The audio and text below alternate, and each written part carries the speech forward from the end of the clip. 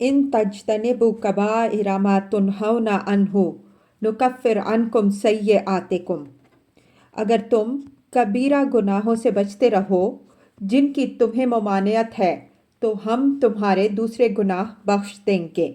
القرآن۔ کتاب الکبائر، بڑے بڑے گناہوں کا بیان اور ان کی خوفناک سزائیں۔ تصنیف امام علامہ محمد بن احمد ذہبی رحمۃ اللہ۔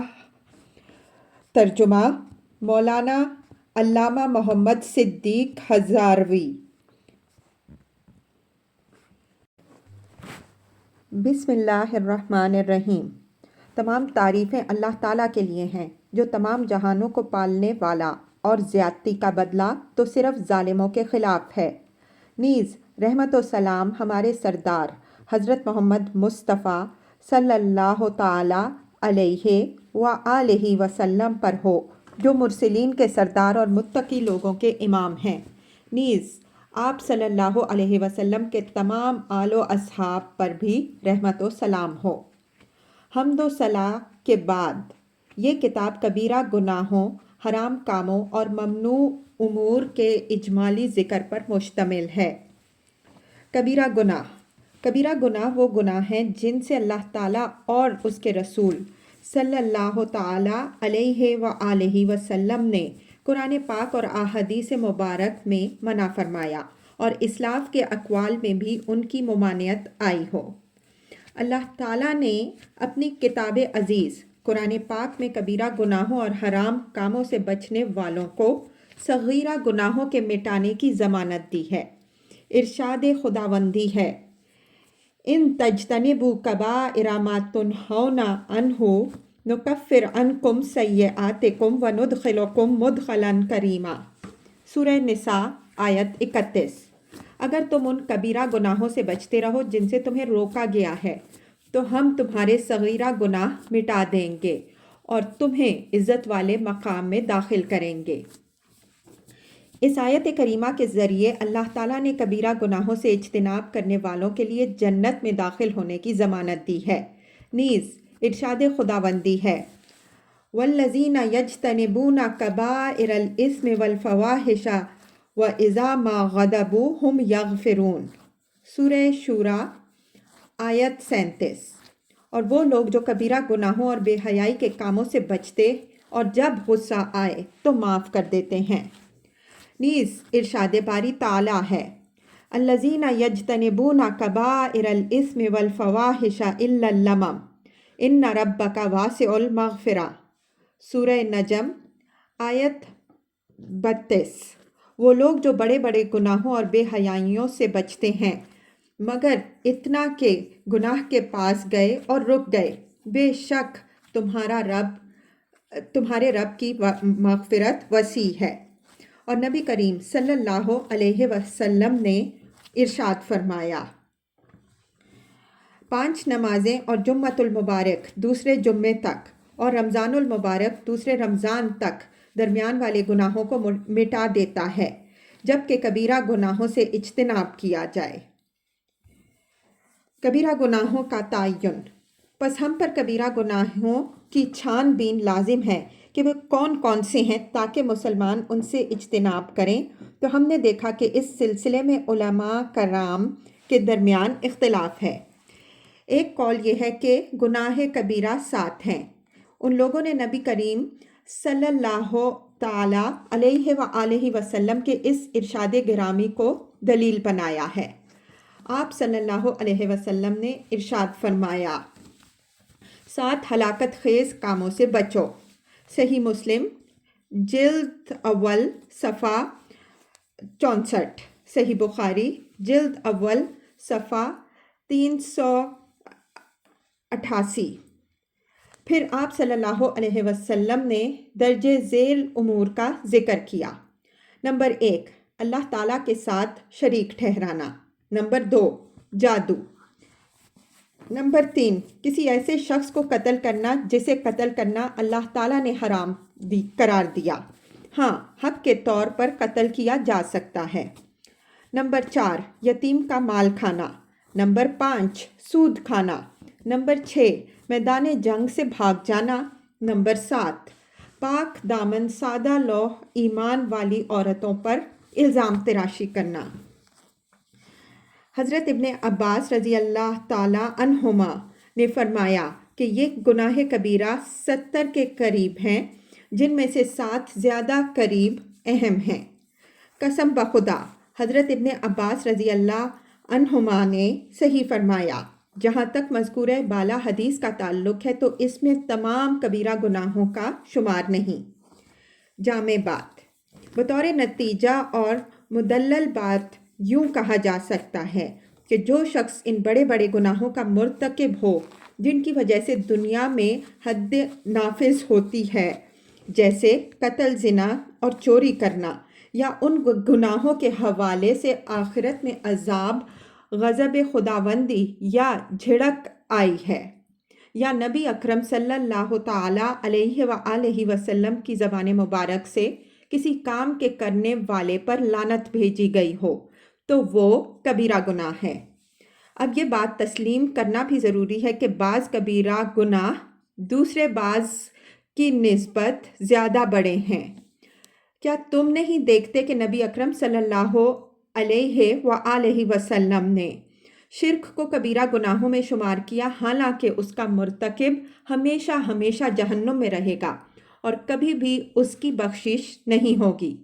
इरशाद खुदावंदी है, इन्नल्लाह ला यग़फ़िरु अन युश्रका बिही व यग़फ़िरु मा दूना ज़ालिका लिमन यशा।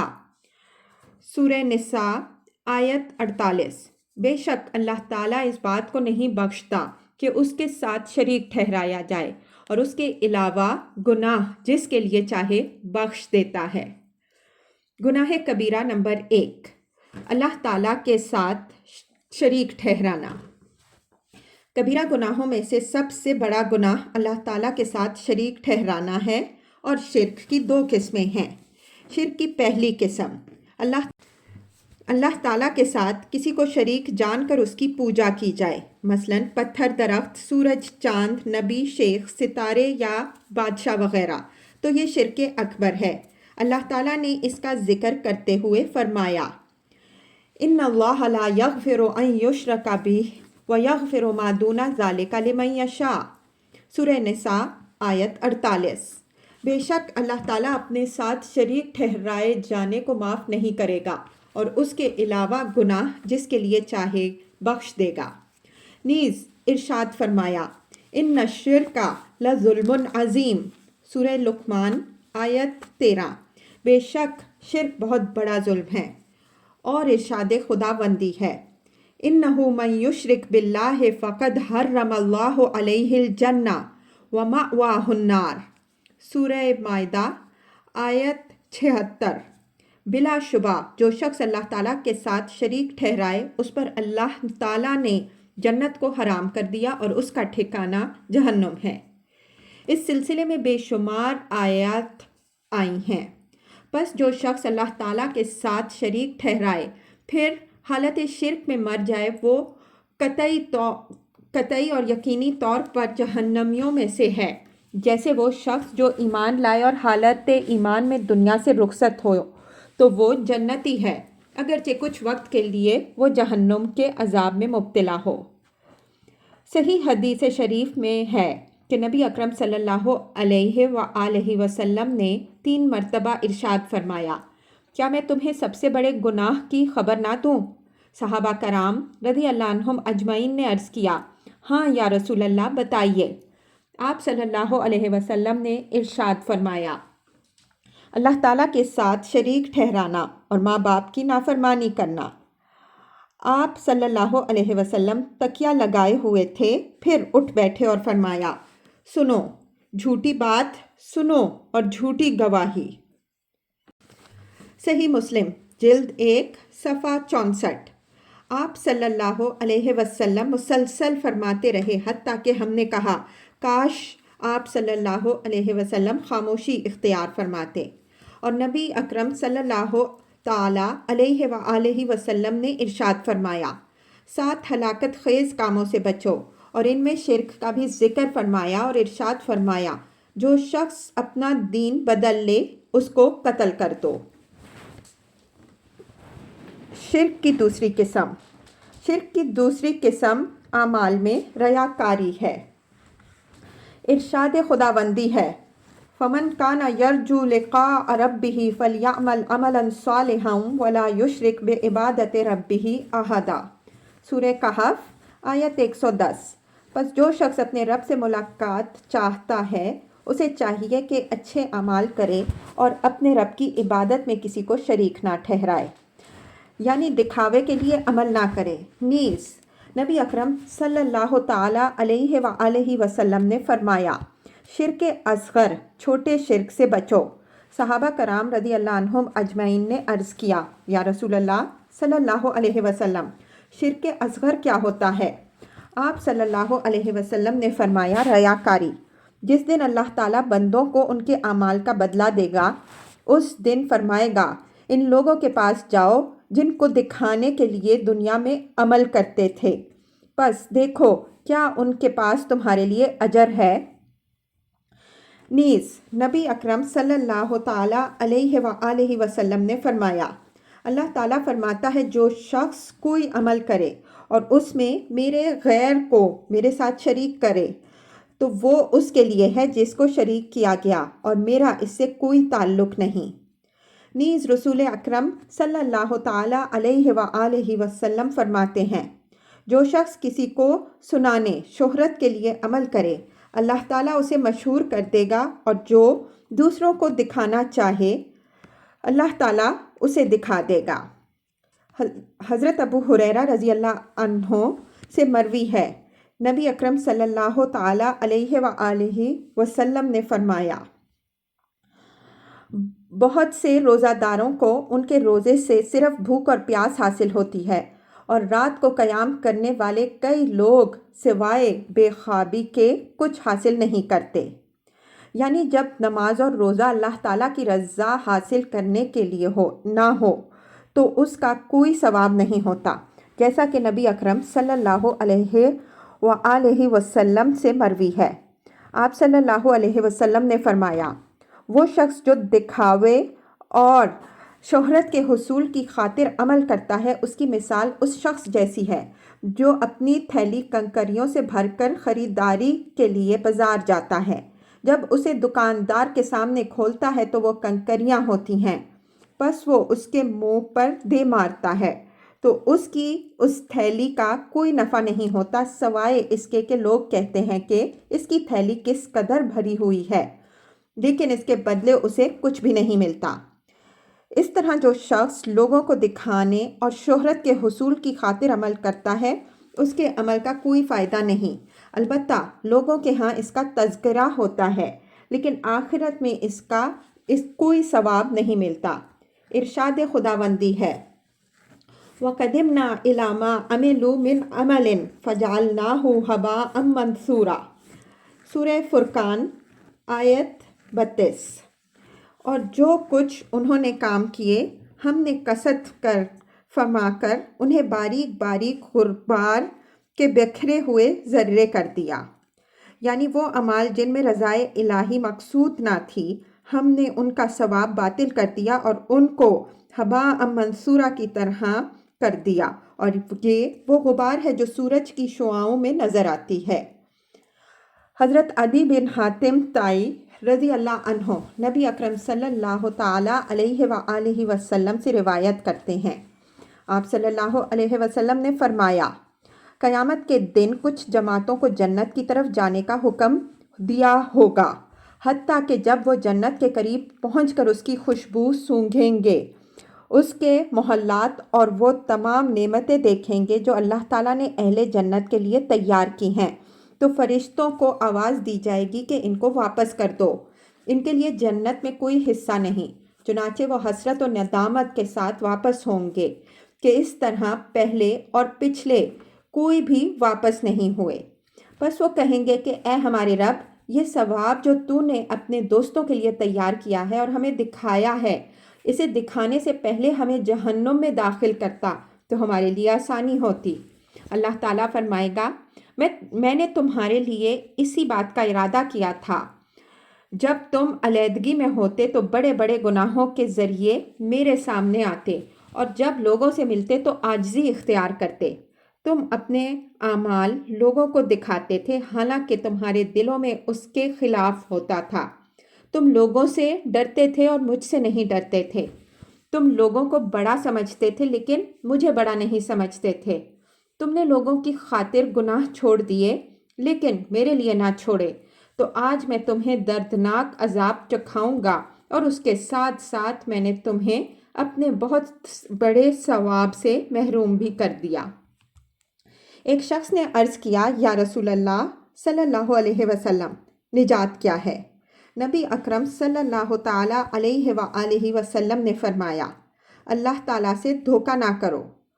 اس نے پوچھا، اللہ سے دھوکہ کیسے کیا جاتا ہے؟ آپ صلی اللہ علیہ وسلم نے فرمایا، اس طرح کہ تم وہ عمل جس کا اللہ تعالیٰ اور اس کے رسول صلی اللہ علیہ وسلم نے حکم دیا غیر خدا کے لیے کرو۔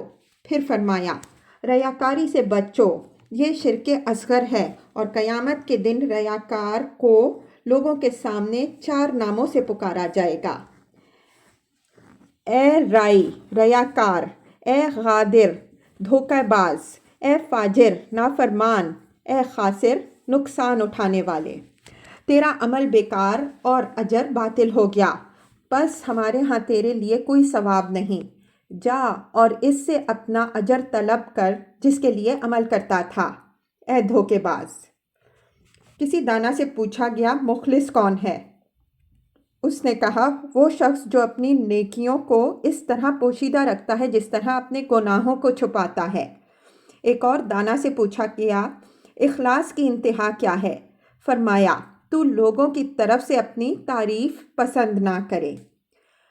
حضرت فضیل بن عیاض رحمۃ اللہ فرماتے ہیں، لوگوں کی خاطر عمل چھوڑ دینا ریاکاری اور لوگوں کو دکھانے کے لیے عمل کرنا شرک ہے، اور اخلاص یہ ہے کہ اللہ تعالیٰ تمہیں ان دونوں باتوں سے محفوظ رکھے۔ یا اللہ ہمیں دونوں باتوں سے محفوظ رکھ اور ہمیں معاف کر دے، آمین۔ گناہ کبیرہ نمبر 2، انسانی قتل۔ ارشاد خداوندی ہے، وَمَن يَقْتُلْ مُؤْمِنًا مُتَعَمِّدًا فَجَزَاؤُهُ جَهَنَّمُ خَالِدًا فِيهَا وَغَضِبَ اللَّهُ عَلَيْهِ وَلَعَنَهُ وَأَعَدَّ لَهُ عَذَابًا عَظِيمًا۔ سورہ نساء آیت 93۔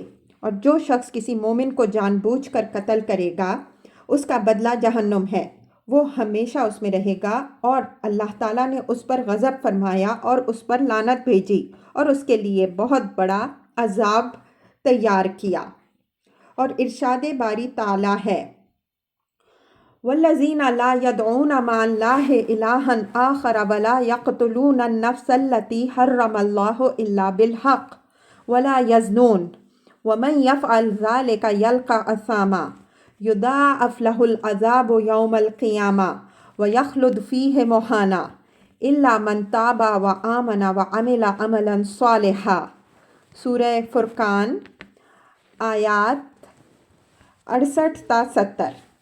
اور وہ لوگ جو اللہ تعالیٰ کے ساتھ کسی دوسرے کی پوجا نہیں کرتے اور جس نفس کو اللہ تعالیٰ نے حرام قرار دیا ہے اسے ناحق قتل نہیں کرتے اور نہ زنا کے مرتکب ہوتے ہیں، اور جو ایسا کرے وہ گناہ حاصل کرتا ہے، قیامت کے دن اسے دگنا عذاب دیا جائے گا اور وہ اس میں ہمیشہ ذلت کے ساتھ رہے گا، البتہ جو توبہ کرے اور ایمان لائے اور اچھا عمل کرے۔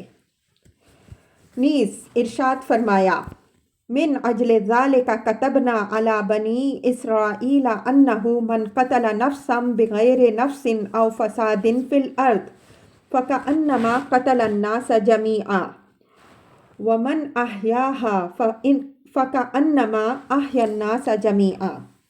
سورہ مائدہ آیت 23۔ اسی لیے ہم نے بنی اسرائیل پر لکھ دیا کہ جو شخص کسی نفس کو کسی نفس کے قصاص کے بغیر یا زمین میں فساد کیے بغیر قتل کرے گا، بس گویا اس نے سب لوگوں کو قتل کیا، اور جو کسی نفس کو زندہ رکھے گویا اس نے سب کو زندگی دی۔ ارشاد خداوندی ہے، وَإِذَا الْمَوْءُودَةُ سُئِلَتْ بِأَيِّ ذَنبٍ قُتِلَتْ۔ سورہ تکویر آیات 8 تا 9۔ اور جب زندہ درگور کی گئی بچی سے پوچھا جائے گا کہ اسے کس گناہ کی پاداش میں قتل کیا گیا۔ اور نبی اکرم صلی اللہ علیہ وآلہ وسلم نے فرمایا 7 ہلاک کرنے والے امور سے بچو۔ تو آپ صلی اللہ علیہ وسلم نے ان امور میں ناحق قتل کیے جانے والے نفس کا بھی ذکر کیا۔ ایک شخص نے نبی اکرم صلی اللہ تعالیٰ علیہ وآلہ وسلم کی خدمت میں عرض کیا کہ اللہ تعالیٰ کے ہاں سب سے بڑا گناہ کیا ہے؟ آپ صلی اللہ علیہ وسلم نے فرمایا یہ کہ تم اللہ تعالیٰ کا شریک ٹھہراؤ حالانکہ اس نے تمہیں پیدا کیا۔ پوچھا پھر کون سا گناہ؟ فرمایا یہ کہ تم اپنی اولاد کو اس خوف سے قتل کرو کہ وہ تمہارے ساتھ کھانا کھائے گی۔ پوچھا پھر کون سا گناہ ہے؟ نبی اکرم صلی اللہ تعالیٰ علیہ وآلہ وسلم نے فرمایا یہ کہ تم اپنے پڑوسی کی بیوی سے زنا کا ارتکاب کرو۔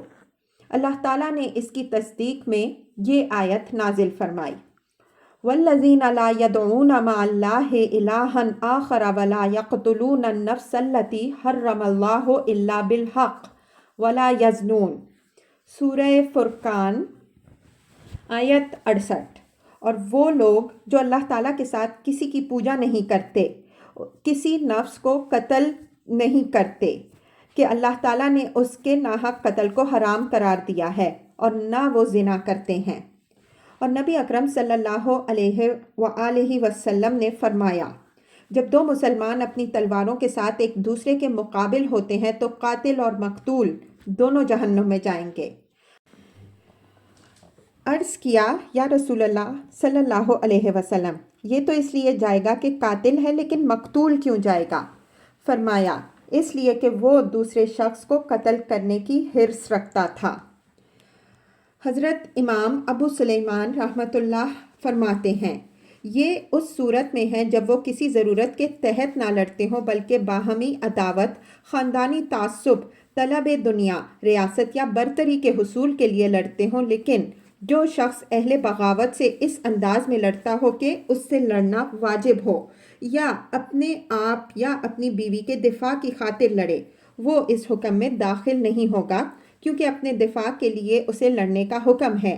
وہ اپنے مقابل کو قتل کرنے کا ارادہ نہیں رکھتا تھا، ہاں اسے قتل کرنے کا ارادہ ہو تو یہ جرم ہے۔ اور جو شخص کسی مسلمان باغی یا ڈاکو سے لڑے تو وہ اس کو قتل کرنے کا ارادہ نہیں کرتا، وہ تو صرف اپنا دفاع کرتا ہے۔ پس اگر اس کا مقابل رک جائے تو یہ بھی اپنا ہاتھ روک لیتا ہے اور اس کا پیچھا نہیں کرتا۔ تو اس قسم کے لوگوں کے بارے میں یہ حدیث نہیں ہے، لیکن اس طریقے سے ہٹ کر ہو تو وہ اس حدیث کے حکم میں داخل ہے جو ہم نے ذکر کی ہے، اور اللہ تعالیٰ ہی بہتر جانتا ہے۔ نبی اکرم صلی اللہ تعالیٰ علیہ وآلہ وسلم نے فرمایا میرے بعد کفر کی طرف نہ لوٹ جانا کہ تم میں سے بعض کی گردنیں مارنا شروع کر دیں۔ اور رسول اکرم صلی اللہ تعالیٰ علیہ وآلہ وسلم نے فرمایا بندہ ہمیشہ اپنے دین کی وسعت میں ہوتا ہے جب تک حرام خون تک نہ پہنچے۔ اور نبی اکرم صلی اللہ تعالیٰ علیہ وآلہ وسلم کا ارشاد گرامی ہے قیامت کے دن لوگوں کے درمیان سب سے پہلے خون قتل کا فیصلہ ہوگا۔ اور آپ صلی اللہ علیہ وسلم کا ارشاد گرامی ہے کسی مومن کا قتل اللہ تعالیٰ کے ہاں دنیا کے زوال سے بھی بڑا جرم ہے۔ اور رسول اکرم صلی اللہ تعالیٰ علیہ وآلہ وسلم کا ارشاد ہے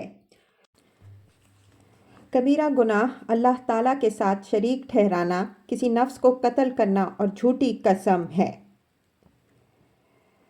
جھوٹی قسم کو یمین غموس اس لیے کہا کہ یہ قسم کھانے والے کو جہنم میں غوطہ دیتی ہے۔ رسول اکرم صلی اللہ تعالیٰ علیہ وآلہ وسلم نے فرمایا جب کوئی نفس ظلم کے طور پر قتل ہوتا ہے تو اس کا گناہ حضرت آدم علیہ السلام کے پہلے بیٹے قابیل پر ہوتا ہے۔ وہ اس کے خون کا ذمہ دار ہے کیونکہ اس نے سب سے پہلے قتل کا طریقہ جاری کیا۔ سرکار دو عالم صلی اللہ تعالیٰ علیہ وآلہ وسلم نے ارشاد فرمایا جو شخص کسی معاہد ذمی کافر کو قتل کرے اسے جنت کی خوشبو حاصل نہ ہوگی اگرچہ اس کی خوشبو 40 سال کی مسافت سے آئے گی۔ تو جب ان یہود و نصارہ کے قتل کا یہ حکم ہے جو مسلمانوں کے ملک میں معاہدے کے ساتھ بطور ذمہ رہتے ہیں، تو مسلمان کو قتل کرنا کتنا بڑا جرم ہوگا۔ رسول اکرم صلی اللہ تعالی علیہ وآلہ وسلم نے فرمایا، سنو، جس نے کسی معاہدہ والے ذمی کو جس کے لیے اللہ تعالیٰ اور اس کے رسول صلی اللہ علیہ وسلم کا ذمہ ہے قتل کیا تو اس نے اللہ تعالیٰ کے ذمے کو حقیر جانا اور وہ جنت کی خوشبو سونگھ نہیں سکے گا اگرچہ اس کی خوشبو 50 سال کے راستے سے آئے۔ اس حدیث کو امام ترمذی رحمہ اللہ نے صحیح قرار دیا۔ رسول اکرم صلی اللہ تعالی علیہ وآلہ وسلم کا ارشاد ہے، جو شخص کسی مسلمان کے قتل پر نصف کلمے کے ساتھ بھی مدد کرے وہ اللہ تعالیٰ سے اس طرح ملاقات کرے گا کہ اس کی آنکھوں سے درمیان آیاس مایوس لکھا ہوگا۔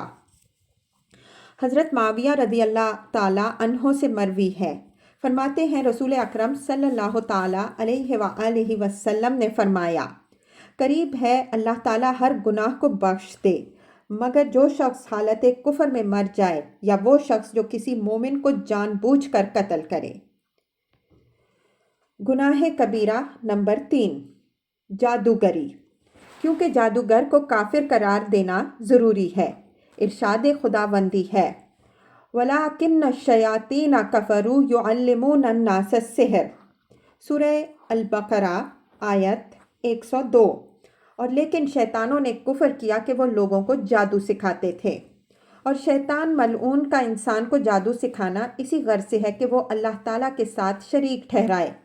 اللہ تعالیٰ ہاروت و ماروت کے بارے میں خبر دیتے ہوئے ارشاد فرماتے ہیں، وَمَا يُعَلِّمَانِ مِنْ أَحَدٍ حَتَّى يَقُولَا إِنَّمَا نَحْنُ فِتْنَةٌ فَلَا تَكْفُرْ فَيَتَعَلَّمُونَ مِنْهُمَا مَا يُفَرِّقُونَ بِهِ بَيْنَ الْمَرْءِ وَزَوْجِهِ وَمَا هُمْ بِضَارِّينَ بِهِ مِنْ أَحَدٍ إِلَّا بِإِذْنِ اللَّهِ وَيَتَعَلَّمُونَ مَا يَضُرُّهُمْ وَلَا يَنفَعُهُمْ وَلَقَدْ عَلِمُوا لَمَنِ اشْتَرَاهُ مَا لَهُ فِي الْآخِرَةِ مِنْ خَلَاقٍ، سورہ البقرہ آیت 102۔ اور وہ کسی ایک کو نہیں سکھاتے تھے مگر اسے کہہ دیتے تھے کہ ہم آزمائش ہے تو کفر نہ کر۔ پس لوگ ان سے وہ باتیں سیکھتے جن کے ذریعے خاوند اور اس کی بیوی کے درمیان تفریق ڈالتے، اور وہ اس کے ذریعے اللہ تعالیٰ کے حکم کے بغیر کسی کو نقصان نہ پہنچا سکتے تھے، اور وہ ایسی بات سیکھتے جو ان کو نقصان دیتی اور ان کو نفع نہ دیتی، اور بے شک انہیں معلوم ہے کہ جو شخص اسے خریدتا ہے اس کے لیے آخرت میں کوئی حصہ نہیں۔ بس تم بہت سے گمراہ لوگوں کو دیکھو گے جو جادو کرتے ہیں اور اسے فقط حرام سمجھتے ہیں، اور انہیں معلوم نہیں کہ یہ کفر ہے۔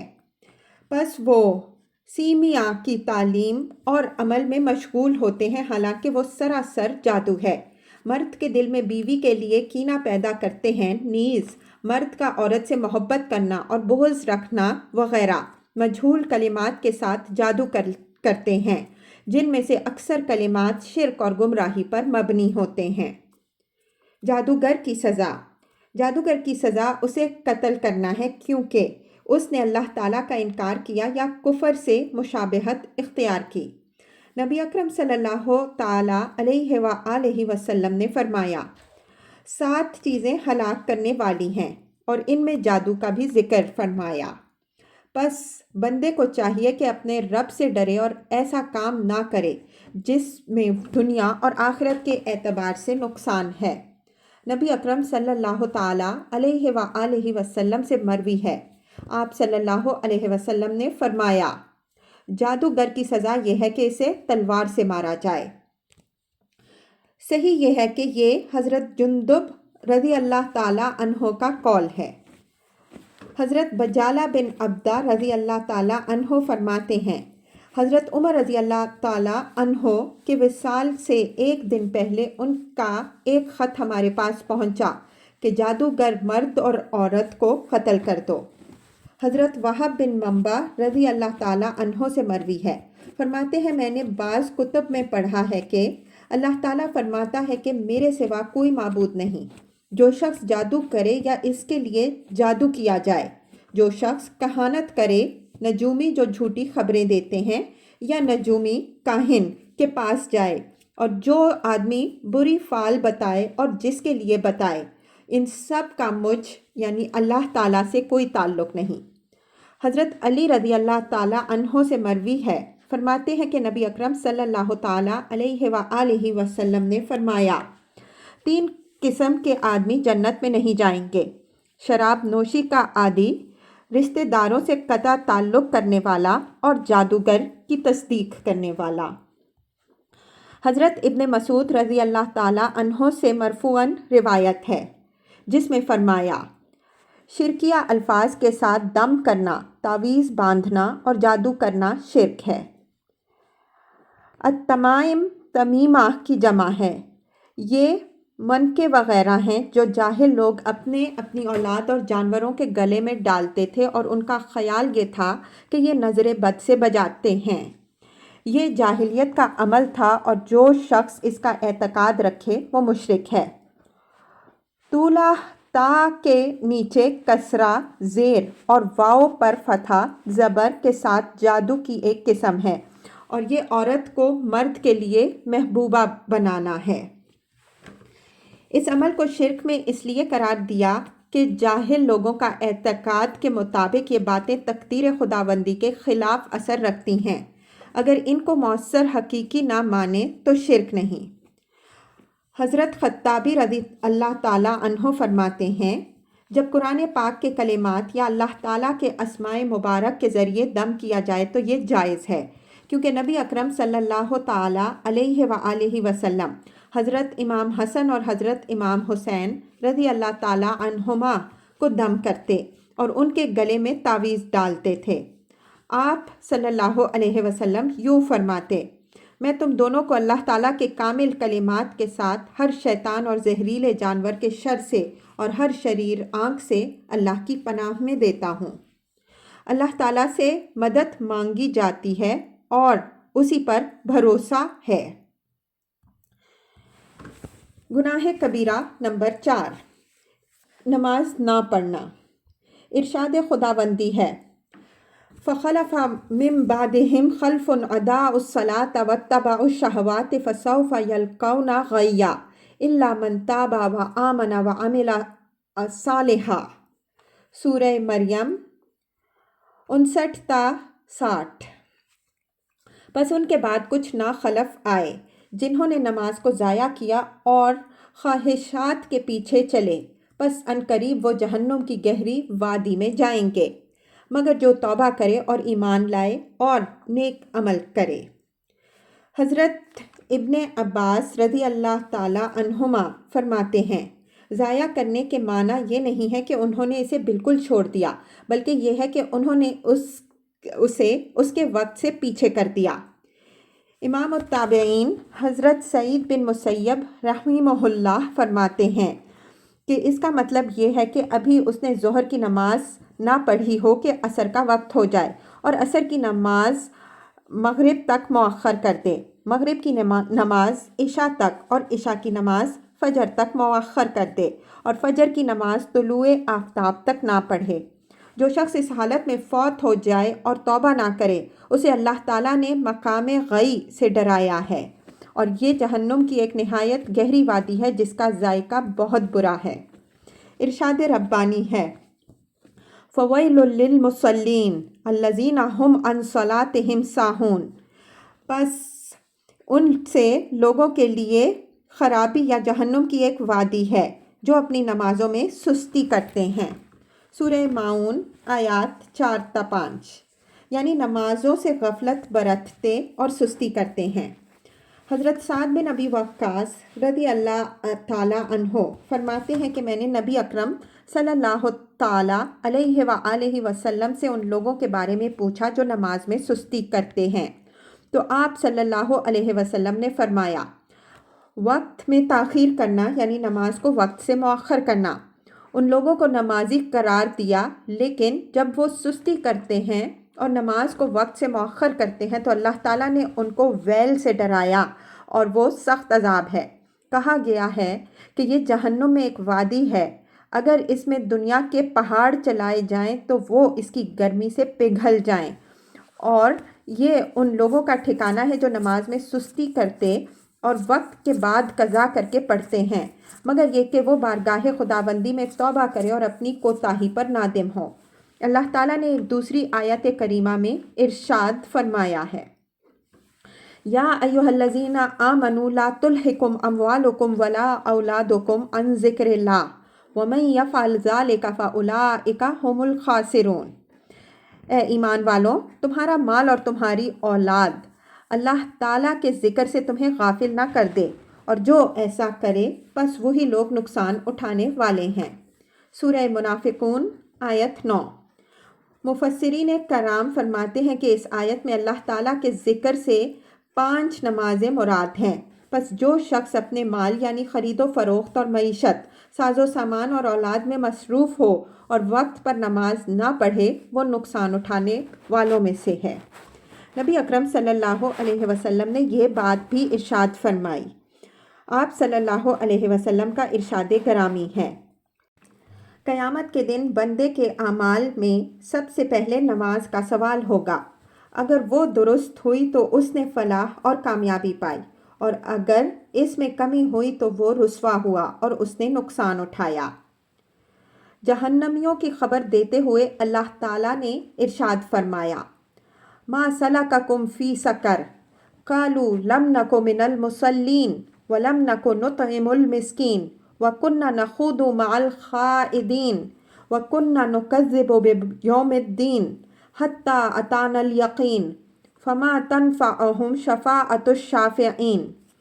सूरह मुद्दस्सिर 24-28। जहन्नुमी एक दूसरे से पूछेंगे, तुम्हें कौन सा अमल जहन्नुम में ले गया? वो कहेंगे, हम नमाजियों में से ना थे, और हम मिस्कीन को खाना नहीं खिलाते थे, और बेहुदा बातों में मशगूल होने वालों के साथ हम भी मशगूल होते थे। नीज़ हम क़यामत के दिन को झुटलाते थे, हत्ता कि हमारे पास यकीन आ गया, यानी मौत आ गई। बस उनको सिफारिश करने वालों की सिफारिश ने कोई फ़ायदा ना दिया।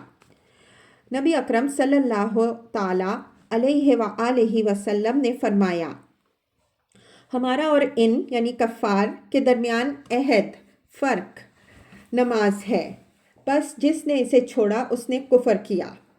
और रसूल अकरम सल्लल्लाहु ताला अलैहि व आलिहि वसल्लम का ही इरशाद गरामी है, मुसलमान बंदे और कुफ़र काफिर के दरमियान नमाज तर्क करने का फ़र्क है।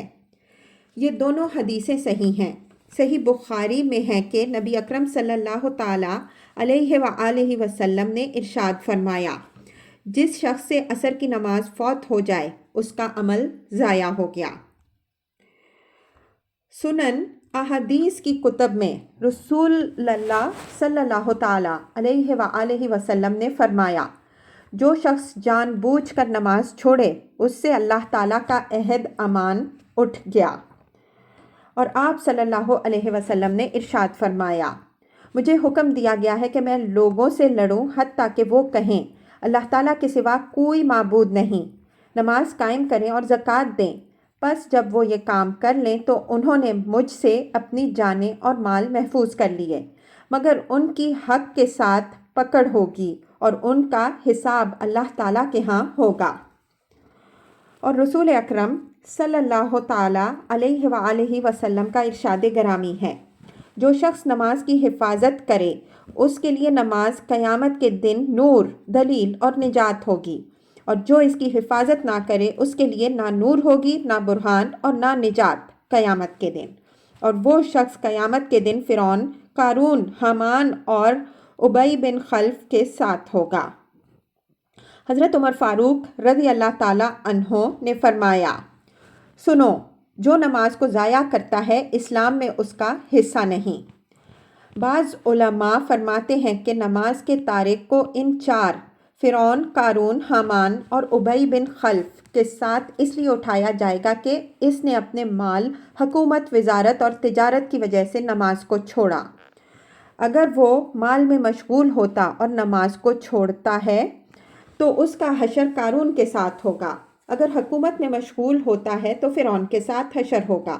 اگر وزارت میں مشغولیت ہے تو حامان کے ساتھ حشر ہوگا، اور اگر تجارت میں مشغول ہو کر نماز کو ترک کرتا ہے تو ابی بن خلف کے ساتھ اٹھایا جائے گا، جو مکہ مکرمہ میں کفار کا بہت بڑا تاجر تھا۔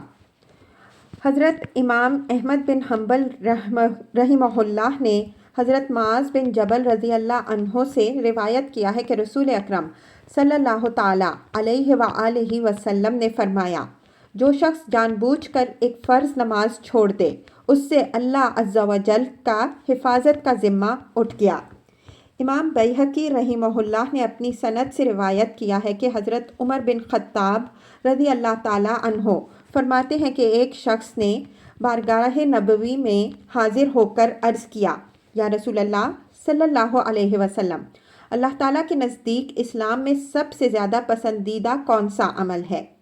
آپ صلی اللہ علیہ وسلم نے فرمایا، وقت پر نماز پڑھنا، اور جس نے نماز کو چھوڑا اس کا کوئی دین نہیں، اور نماز دین کا ستون ہے۔ جب حضرت عمر فاروق رضی اللہ تعالیٰ عنہ پر حملہ ہوا تو عرض کیا گیا، اے امیر المومنین، نماز کا وقت ہے۔ آپ رضی اللہ عنہ نے فرمایا، ہاں سنو، جو شخص نماز کو ضائع کرتا ہے اس کا اسلام میں کوئی حصہ نہیں۔ اور حضرت عمر فاروق رضی اللہ تعالیٰ عنہ نے اس حالت میں نماز ادا کی کہ آپ رضی اللہ عنہ کے زخم سے خون بہہ رہا تھا۔